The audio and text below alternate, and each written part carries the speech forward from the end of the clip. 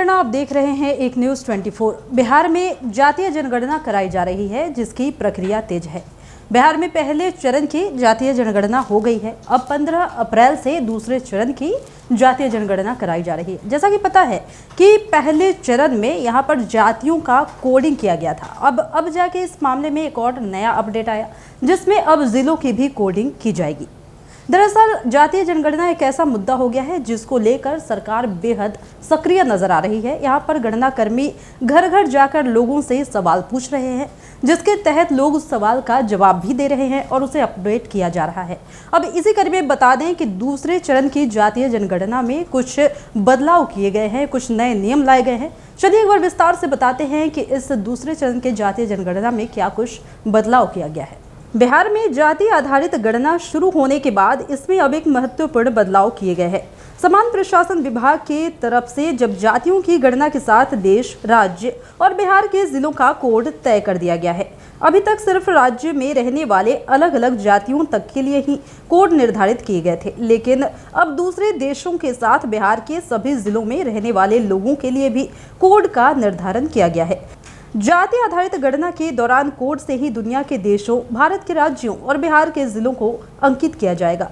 दरअसल समान प्रशासन विभाग की तरफ से बिहार के जिलों का जो कोड तय किया गया है, उसके अनुसार पहले स्थान पर अररिया को रखा गया है और जबकि अंतिम स्थान पर वैशाली को रखा गया है।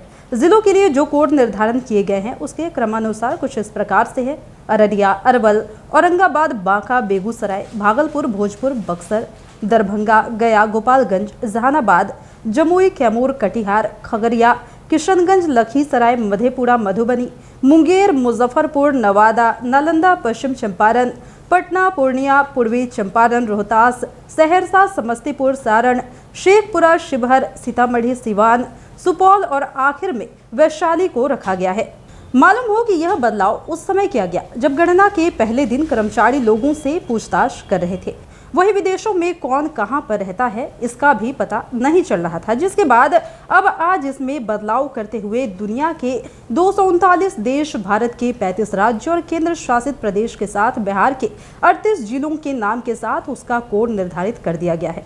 वहीं इसको लेकर अधिकारियों का कहना है कि गणना कार्य में बदलाव से फायदा होगा।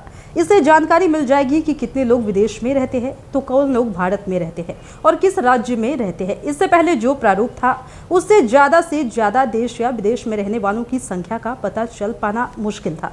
आपको बताते चलें कि कोड दिए जाने के बाद यह स्पष्ट हो जाएगा कि बिहार के लोग दुनिया के किस देश में सबसे अधिक रहते हैं, भारत में है तो किस राज्य में और कितनी संख्या में रहते हैं।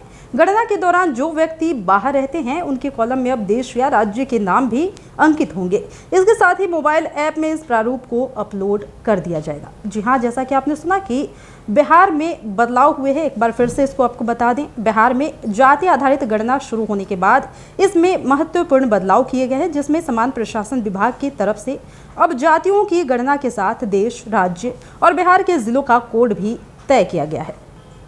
तो जैसा कि आपने सुना कि दूसरे चरण के मतगणना में जिस तरह से बदलाव हो पाए हैं, उससे गणना कर्मियों को अब जाकर सुविधा होगी। अब वो सही तरीके से ये गणना कर सकेंगे कि भारत में कितने लोग हैं, विदेशों में कितने लोग रहते हैं, किस राज्य में कितने लोग रहते हैं, कौन सा राज्य है, यानी कि कॉलम को निर्धारित कर दिया गया है, जिससे कि अब उन्हें गिनती करने में आसानी होगी। फिलहाल के इस वक्त के खबर में इतना ही, और भी ऐसे ही तमाम वीडियो अपडेट्स के लिए बने रहिए हमारे साथ और देखते रहिए हमारा चैनल एक न्यूज़ 24। हमारे चैनल को लाइक कीजिए, सब्सक्राइब कीजिए, कमेंट कीजिए। हमारे वीडियोज पसंद आते हैं तो शेयर जरूर कीजिए। धन्यवाद।